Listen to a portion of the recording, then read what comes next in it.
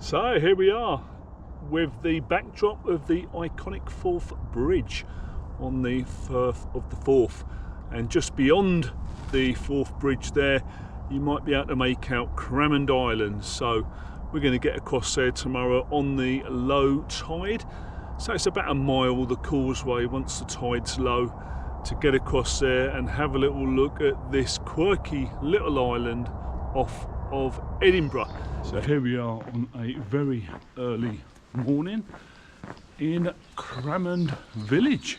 So this was one of the oldest, if not the oldest, human settlement in Scotland apparently. So occupied back in the day by the Romans. There was a Roman fort in the village, and Cramond Island itself may well have been used as a lookout for enemy ships. So let's crack on down, let's see what we can see a little bit further into the village. What a morning down here. Tide's fully out, and there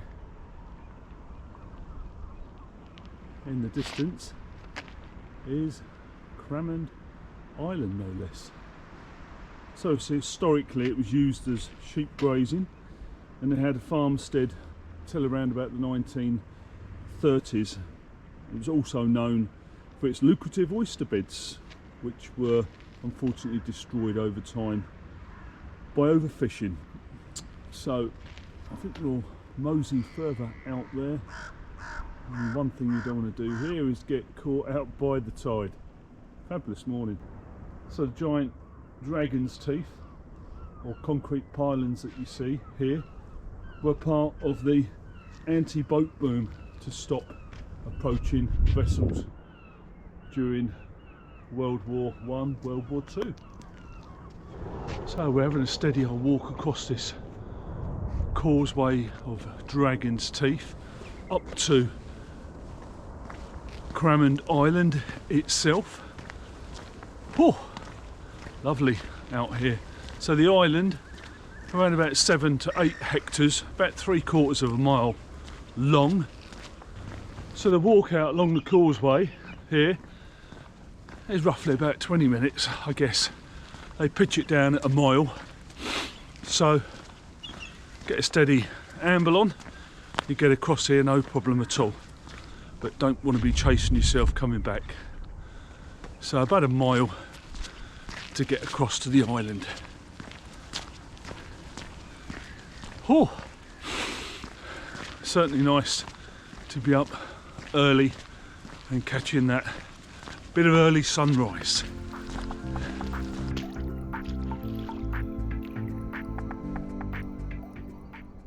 So if you're in Edinburgh and you fancy something really quirky to do and come out and have a look at this island, then check the tides, and you can do that quite easily online, or even texting Cramond to 81400, and the RNLI will give you the exact time window for you to come across to the island.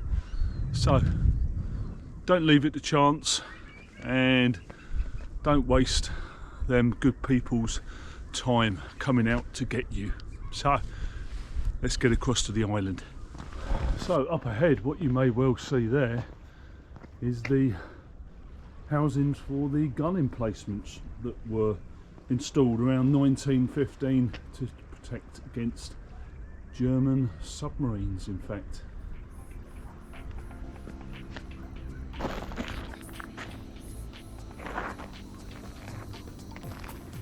So the early morning views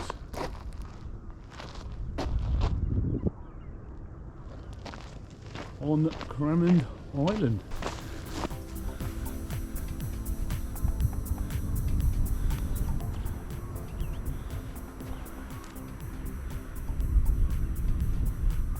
Wow.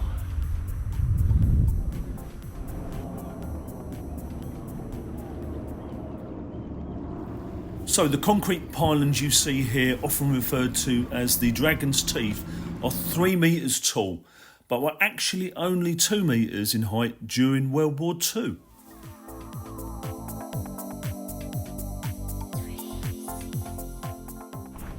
So we'll check out the north side of the island. It's getting a little bit fresher, I think, not moving about so much. So let's have a little look over the back, and then we'll crack across the causeway and head back to Cramond village. The last thing I want to be doing is getting stuck on this island. So let's head up here.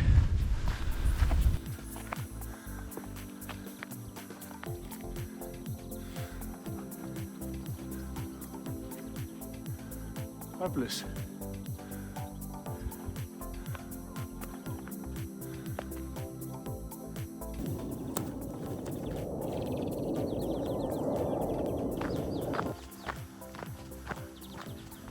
So, the far north of the island, as you see. So here we are at the north end of Cramond. So looking across the Firth of the Forth to the Fife Coast, the floating anti-submarine nets stretched across from here to Inchmickery and Inchcombe Island, which help to protect the Rosyth dockyards from potential submarine threats.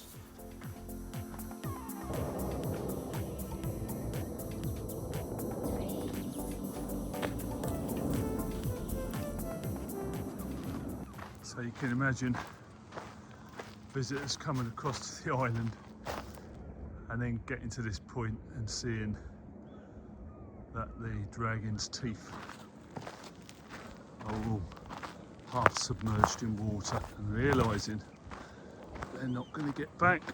It's a long swim, and you certainly won't want to be doing that. So then, about a mile to get back to Cramond village along these tiger teeth and along this little bit of causeway that you can almost see here. The water starting to lap around the start of the causeway. So up the top it's quite deceiving. It looks like it's got plenty of time, but it won't take long before this becomes quite naughty to get across. So let's go down. Fabulous walk out there today.